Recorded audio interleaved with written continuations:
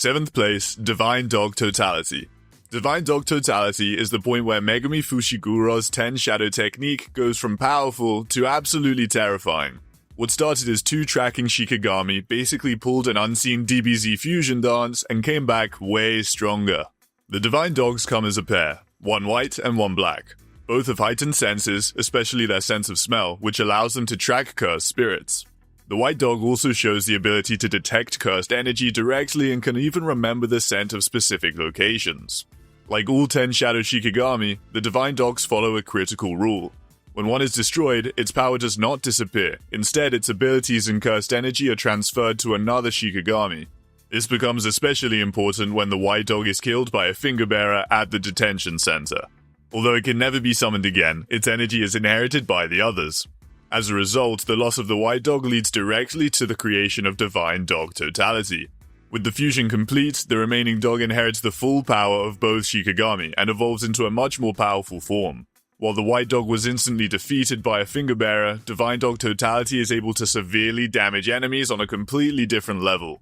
The clearest example of this is the fight against Hanami. Divine Dog Totality is able to injure Hanami directly, something Inumaki, Megumi, and Kamo are all unable to do. This means its attack power is high enough to harm special grade level curses. Totality becomes even more dangerous inside Megumi's domain expansion, Chimera Shadow Garden. Within the domain, it can hide inside the shadows themselves, attacking from blind spots and overwhelming enemies before they can react. This is what allows Megumi to end fights decisively, including the exorcism at Yasuhachi Bridge and later battles in the Culling game where it literally erased part of Registar's face. Although Divine Dog Totality is most closely connected to Megumi, its full potential is even clearer when it is summoned by Sukuna. After taking over Megumi's body, Sukuna summons Totality when his Divine Dogs are destroyed by Yorizu's liquid metal. Under Sukuna's control, Totality appears more monstrous, faster, and far more brutal. This reinforces that its strength scales directly with the user's cursed energy and interpretation. Divine Dog Totality does not have the massive firepower or one-shot ability seen later in this list. What makes it dangerous is its efficiency. From this point forward, the Shikigami stop being simple hunters and start becoming overwhelming threats to the sorcerer world. 6th place, Death Swarm. Death Swarm is what happens when a domain expansion turns Shikigami into unavoidable death sentences. Unlike weaker Shikigami, it can potentially kill you the moment it makes contact. Death Swarm is the guaranteed hit attack inside Dagon's domain expansion, Horizon of the Captivating Skander. Once the domain is active, Dagon can summon endless aquatic Shikigami that target anyone inside. These Shikigami do not exist until the instant they attack. They appear only at the moment of impact, which makes them almost impossible to see, block, or dodge. This is what makes Death Swarm so dangerous. Because the technique is part of a domain expansion, it follows the guarantee hit rule. No matter how fast or skilled the opponent is, the Shikigami will reach them unless the domain itself is countered. The Shikigami also vary in size and strength. The smaller ones usually overwhelm targets through numbers, while the larger ones deal big physical damage. During the Shibuya incident, Death Swarm was strong enough to overwhelm Grade 1 and Special Grade 1 sorcerers at the same time. Nanami is quickly overrun by the swarm and suffers severe injuries as the Shikigami bites directly into his flesh. Naobito Genin lasts slightly longer by using the anti-domain technique, Falling Blossom Emotion, which lets him survive the first wave. Even then, he loses an arm. What makes Death Swarm even more terrifying is its scale. Dagon can summon countless Shikigami at once, flooding the battlefield with attackers that devour their targets alive. At this point, the domain becomes a closed death zone where survival is measured in seconds. The only reason Nanami's group survives is that Megumi expands the Chimera Shadow Garden inside Dagon's domain. This disrupts the guaranteed hit effect and allows the Shikigami to be seen and destroyed before they can make contact. Even then, Dagon keeps summoning Shikigami without stopping. The situation only truly changes when Toji enters the domain. With the guaranteed hit effect weakened, Toji is able to tear through even the strongest aquatic Shikigami and defeat Dagon directly. Without this interference, Nanami and the others would likely have been wiped out. 5th place, Garuda. Garuda is the Shikigami of Yuki Tsukuma, a special grade sorcerer. On its own, Garuda looks relatively simple, but with the right curse technique behind it, it becomes a one-hit execution tool capable of crushing even special grade curses. What makes Garuda truly terrifying is Yuki's innate curse technique, Star Rage. Star Rage allows Yuki to apply virtual mass to herself and to Garuda. This mass does not slow Yuki down, but it massively increases the force behind her attacks.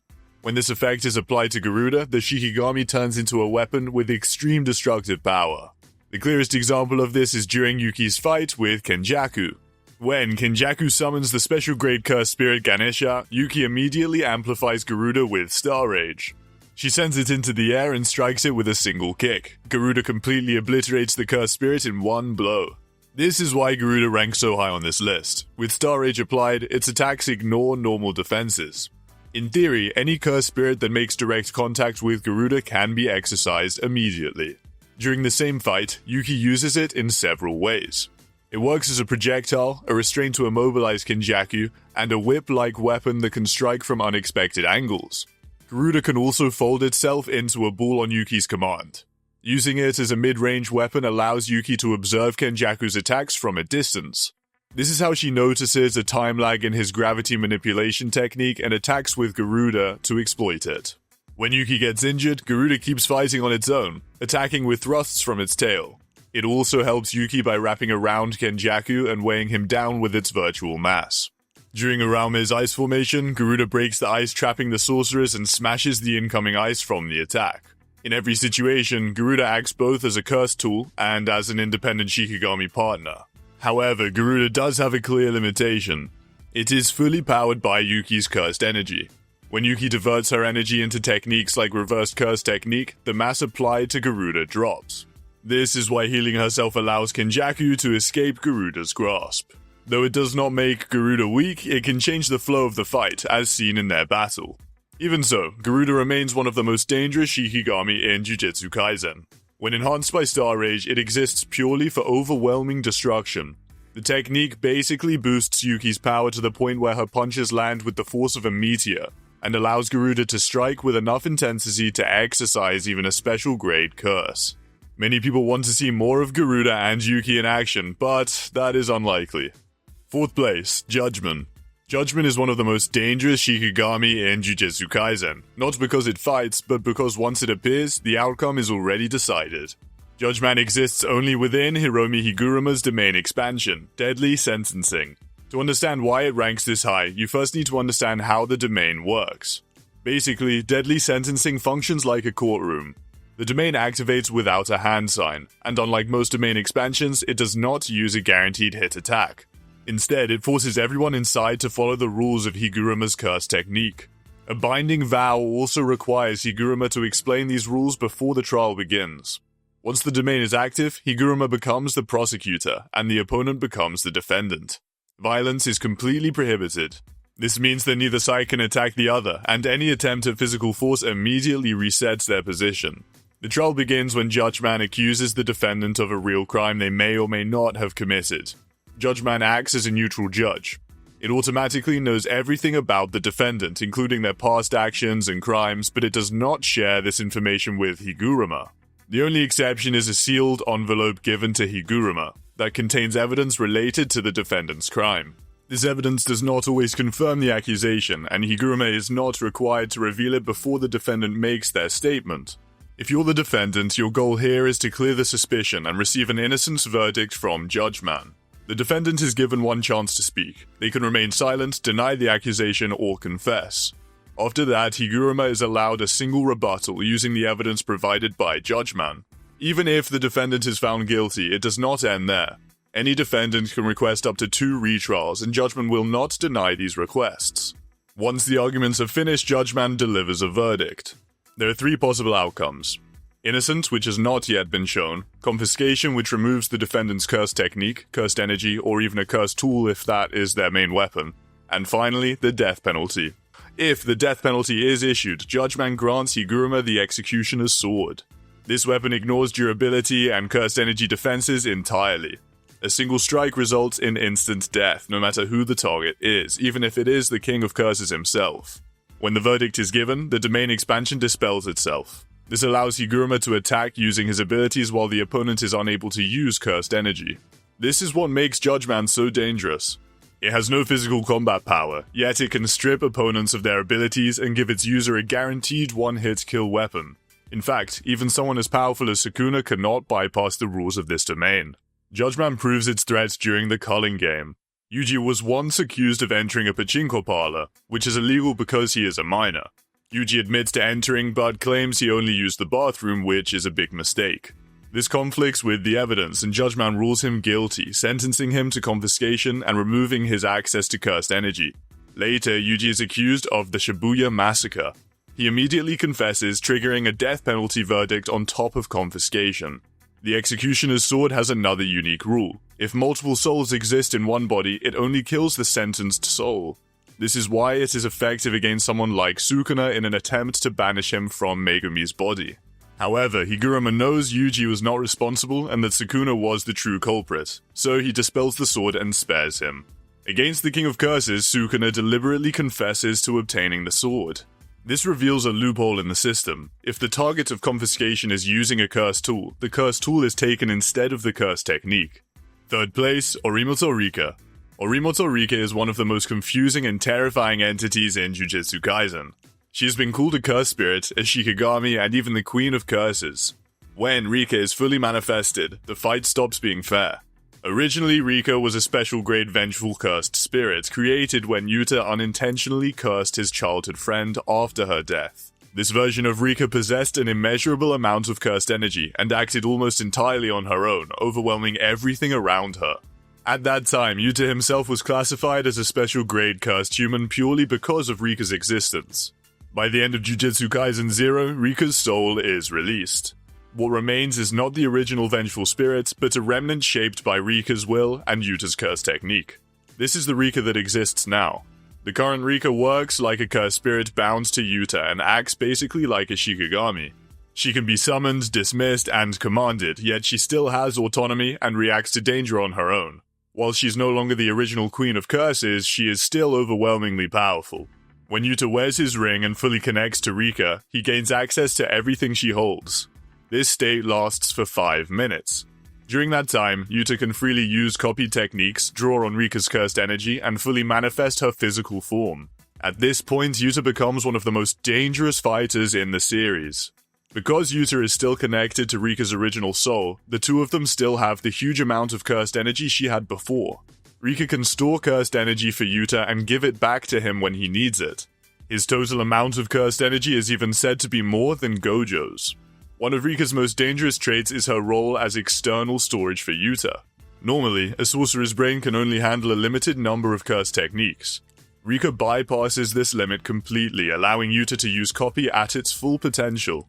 She stores copy techniques, cursed tools, and massive reserves of cursed energy, letting Yuta wield abilities far beyond what a normal sorcerer could manage. Through Rika, Yuta has copied a large number of high-level techniques. These include Cursed Speech, Sky Manipulation, Druvlak-Dwala Shikigami, Jacob's Ladder, and even Sukuna's Shrine. This becomes even more dangerous when Yuta activates his domain expansion, Authentic Mutual Love, also known as All-Encompassing Unequivocal Love. Inside the domain, Yuta can use one copy technique to become a sure hit effect. His remaining copy techniques are placed randomly into the katanas scattered throughout the domain. Only Yuta can use them, and even he does not know which katana holds which technique until he picks it up. Although each katana shatters after one use, there is no limit to how many can appear.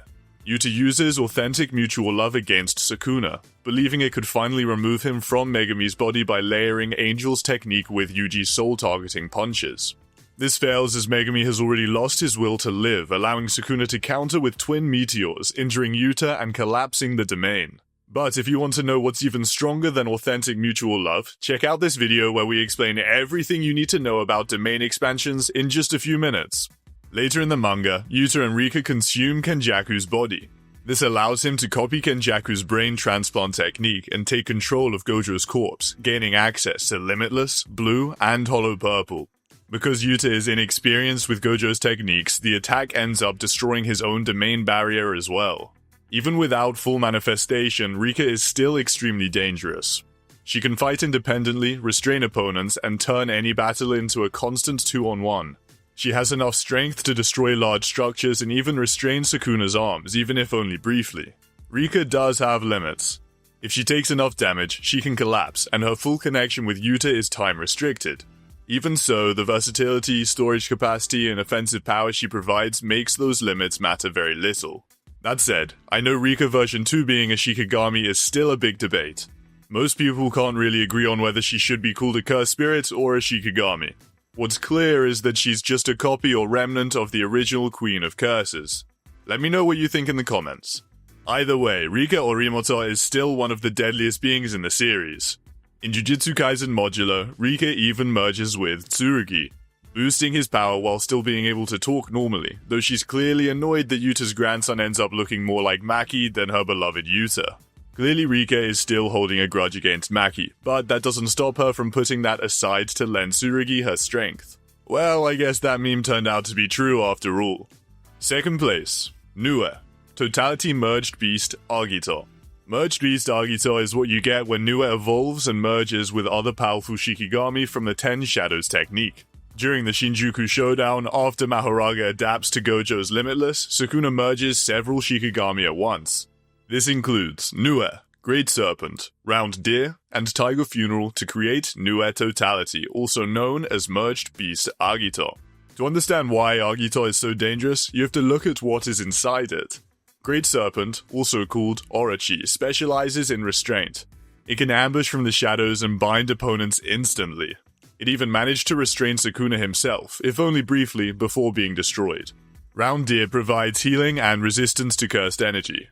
It uses the reversed curse technique to release positive energy and restore injuries. This makes sustained damage almost meaningless and allows it to heal both itself and its master while also counteracting the opponent's cursed energy. Tiger Funeral, also known as Morning Tiger, has not been shown directly. However, Gojo confirms that its power contributes to Agito's overall strength, further boosting its physical abilities.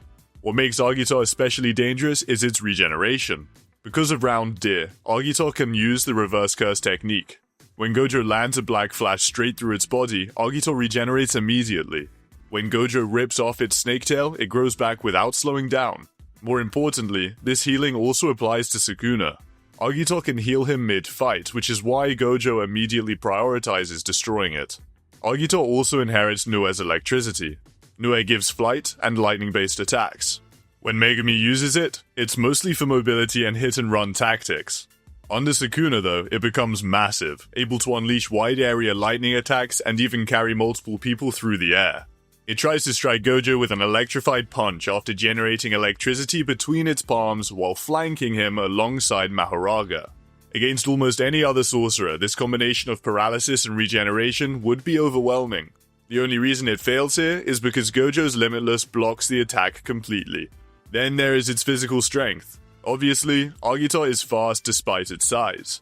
It constantly follows up on Mahoraga's attacks, trying to grab, restrain, and stun Gojo whenever an opening appears.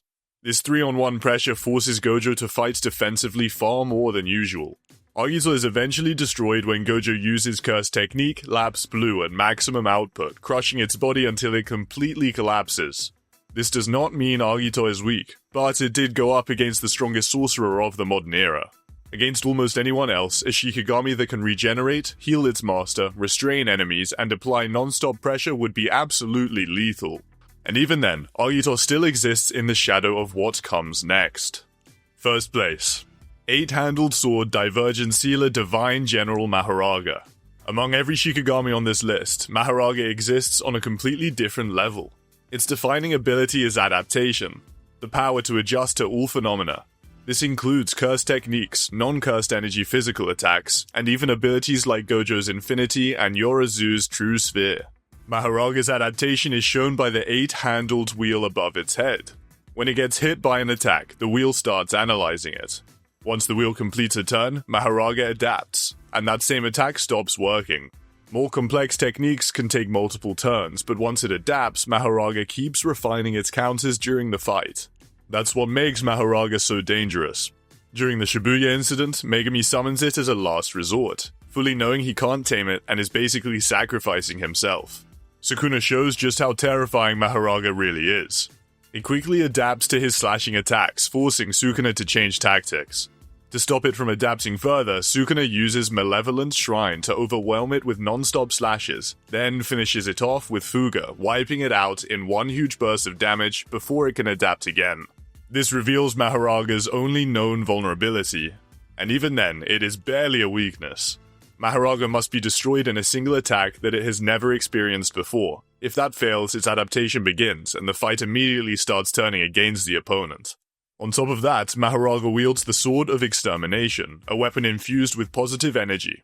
This allows it to instantly destroy cursed spirits and switch energy properties depending on whether it is fighting a curse or a human sorcerer. Combined with its physical strength, speed, and combat skills that literally go toe-to-toe with the strongest sorcerers, Mahoraga can overwhelm even special-grade opponents. During Sukuna's fight with Mahoraga, it is implied that if Sukuna were only a cursed spirit and not an incarnated cursed object inside a human vessel, he would have been killed. Mahoraga is summoned through an incantation. Instead of forming a shadow puppet, the summoner extends both arms forward in this pose with closed fists. Once Mahoraga is tamed, the user can even bear the burden of adaptation themselves. This allows Mahoraga to pre-adapt to attacks before being summoned.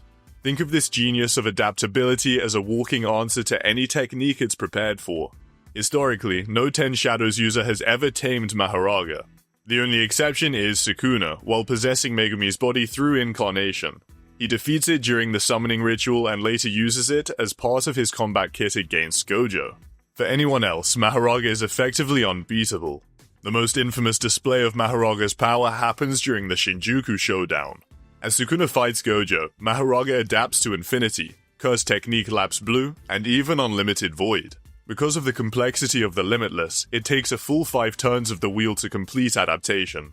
Not only does it learn how to bypass it, but it also develops space-cutting slashes, a concept that Sukuna later incorporates into his own dismantle attacks. This adaptation becomes the foundation for the technique that ultimately sends Gojo to the graveyard. Whether it is cursed techniques, domain effects, or the strongest attacks and defenses in the series, Mahoraga adapts to all of it better than Isagi Yoichi can. In Jujutsu Kaisen Modulo, Yuka Okatsu summons Mahoraga against Dabura.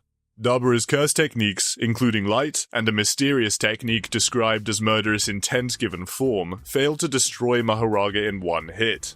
For the first time in recorded history, Mahoraga begins adapting to an extraterrestrial cursed technique. So, who do you think should have made the list? Let us know in the comments, and if you're in the mood for more anime simply explained, watch this video next.